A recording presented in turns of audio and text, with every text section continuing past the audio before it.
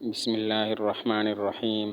عمر دراز ملتان سے پوچھتے ہیں، قرآنی آیات لکھے ہوئے کاغذات۔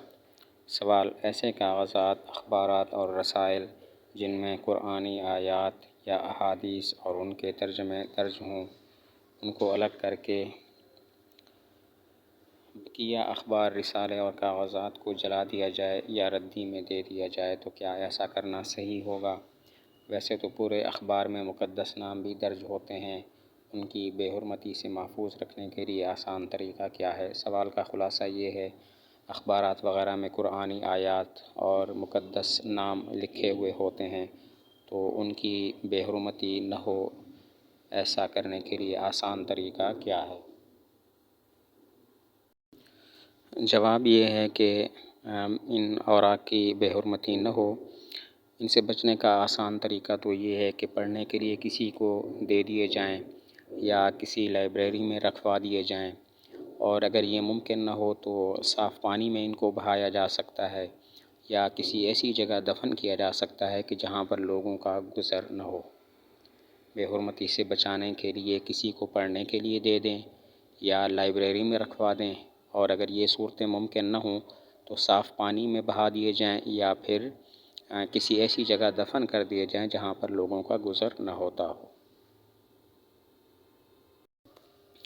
بشریٰ بی بی بہاول نگر سے پوچھتی ہیں، منگنی سے پہلے۔ سوال: چھوٹی بہن کی منگنی ہو گئی، بعد میں معلوم ہوا کہ لڑکا خیالات اور نظریات کے لحاظ سے اسلام اور اسلامی اصول و ضوابط کے بالکل خلاف ہے، ایسی صورت میں کیا کرنا چاہیے؟ منگنی ہو گئی ہے، اس کے بعد لڑکے کے بارے میں پتہ چلتا ہے کہ اس کے خیالات اسلام سے متصادم ہیں، تو اب اس سے کیسے خلاصی ہو جائے اور کیا صورت اختیار کی جائے کہ انسان کا جو ایمان ہے وہ بچ جائے اور اسلام کے موافق رہے؟ جواب یہ ہے کہ یہ باتیں تو منگنی سے پہلے تحقیق کے ذریعے معلوم کر لینی چاہیے۔ جب منگنی کرتے ہیں، شادی کرتے ہیں، تو لڑکے کے بارے میں ساری معلومات حاصل کی جاتی ہیں کہ اس کا کاروبار وغیرہ کیسا ہے، تو اس کے دین کے بارے میں بھی معلومات ضرور لینی چاہیے۔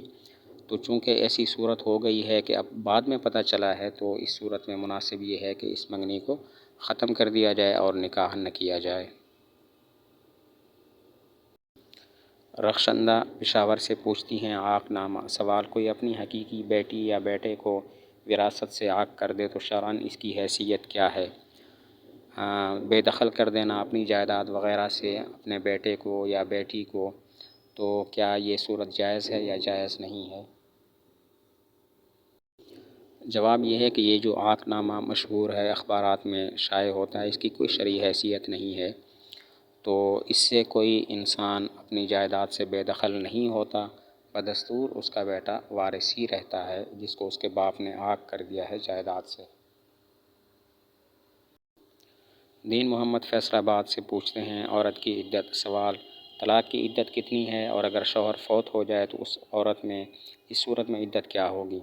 تو اس سوال کے دو حصے ہیں۔ پہلا حصہ تو یہ ہے کہ طلاق کی عدت کیا ہوتی ہے، دوسرا یہ کہ متوفی عنہا زوجہا، وہ عورت کے جس کا خاوند فوت ہو جائے، اس کی پھر عدت کتنی ہوگی؟ جواب یہ ہے کہ طلاق کی عدت تو 3 حیض ہیں، 3 ماہواریاں ہیں، اور شوہر کا انتقال ہو جائے تو پھر اس کی عدت وضع حمل ہوتی ہے۔ اگر وہ حاملہ ہے، یعنی اس کا بچہ ہوگا، تو اس کی عدت ختم ہو جائے گی، اور اگر وہ حاملہ نہیں ہے تو پھر اس کی عدت 4 مہینے 10 دن ہے۔ طلاق کی عدت 3 ماہواریاں ہیں، اور متوفی عنہا زوجہا کی عدت، یعنی جس عورت کا خاوند انتقال کر جائے اس کی عدت، اگر تو وہ حمل والی ہے تو بچہ پیدا ہوگا تو عدت فوراً ختم ہو جائے گی، خواہ کبھی بھی ختم ہو، اور اگر وہ حاملہ نہیں ہے تو پھر اس کی عدت 4 مہینے 10 دن ہے۔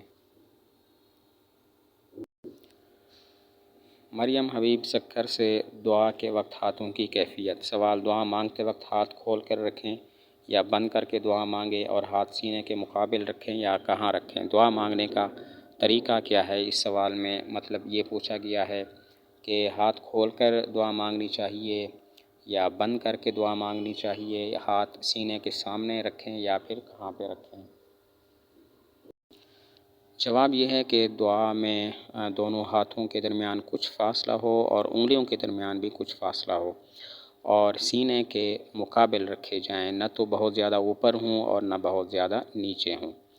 صحیح طریقہ یہ ہے کہ دونوں ہاتھ کھول کے رکھے جائیں اور تھوڑا سا فاصلہ ہو ان کے درمیان، اور انگلیوں کے درمیان بھی تھوڑا سا فاصلہ ہو، اور بالکل سینے کے سامنے رکھے جائیں، نہ تو بہت زیادہ اوپر ہوں نہ بہت زیادہ نیچے ہوں۔